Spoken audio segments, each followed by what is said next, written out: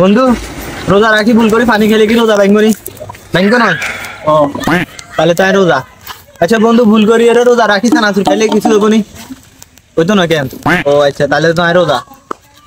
প্রথম রাতে ভুল করি বিরিয়ানিও খাবো। লাশ তাড়াতাড়ি পুলিশে একটা কল দি। দাঁড়াও, তার দরকার নাই।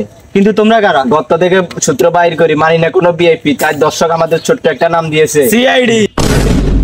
কিন্তু আমি তো সিআইডি কে কল দিই নাই। সিআইডি কে কল দেওয়া লাগে না, সিআইডি এখন আপডেট হয়ে গেছে। নাম্বার ডায়াল করলে সিআইডি এখন হাজির হয়ে যায়। কিন্তু আমি তো পুলিশের নাম্বার ডায়াল করছি।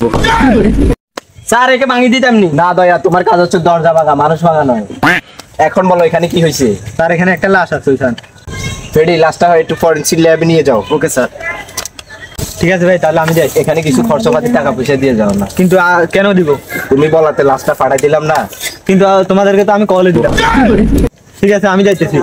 দাঁড়া দাঁড়া, দয়া কি গরম করে দিব? আমি এখন আর্মিকে ফোন দিব।